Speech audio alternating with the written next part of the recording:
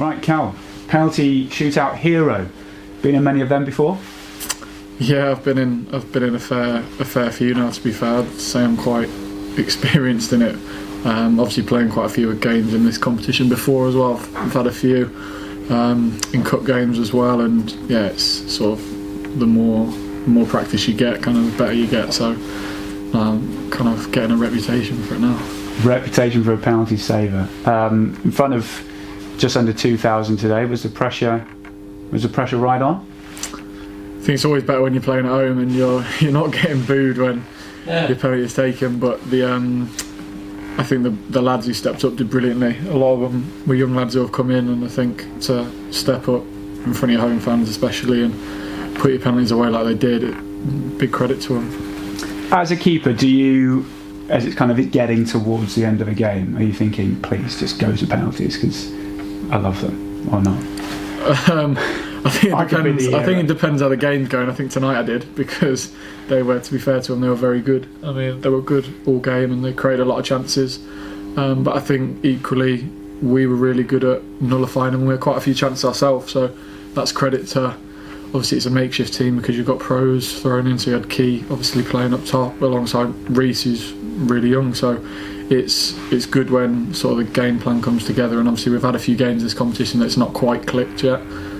So tonight I think you saw sort of the young lads having that experience of the previous few games. It's shown tonight.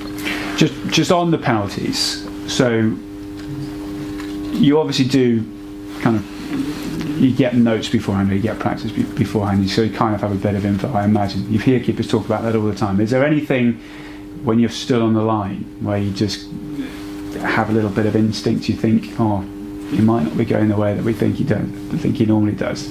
Or is it all pre-planned?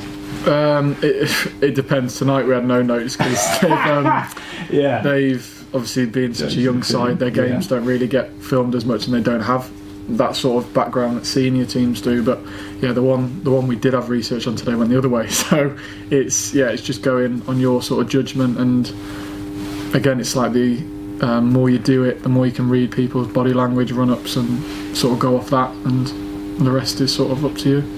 You played in all the games in this competition, as you said. It's been a real mixture of players that have been in, some pros, some academy players, some players making their debuts. How would you sort of sum up our campaign in a nutshell? I think it's obviously got better as it's gone on, and I think if you to go back now and replay the Newport and the Swindon game with the young lads having the few games that they've had, I think it'd be a different story and where we'd have finished in the group. But yeah, it's brilliant. There's not many clubs, I don't think, that would give youth teamers the amount of opportunities that Argyle does and the Gaffer does, and it's only going to improve them because, like you said, if you've watched all three of the games, Brandon at left centre back, he's come on massively, and the lads who come on today, Kayla and obviously Will, Jingis Davis as well, played all night. He was brilliant. And yeah, it's only going to benefit the club long term if these players are getting minutes in the first team so early on. Yeah, how have they reacted to kind of being in and around the first team in these games? To be fair, they come in and train quite a bit with us beforehand, so I think that makes it a lot easier to. It's not sort of you coming in cold turkey, not knowing even players' names. Like we know the young lads' names, they know ours. We eat with them a lot of the days in the canteen and stuff like that. So it's not. I've been at clubs before where you get thrown in a game and you don't know them and you're having to ask their names and stuff. So being that close bond between the youth team and the first team, it makes that kind of seamless when they come in to play games and we drop down to play games. And so yeah, it benefits everybody that we've got that obviously link between the two teams that we've got.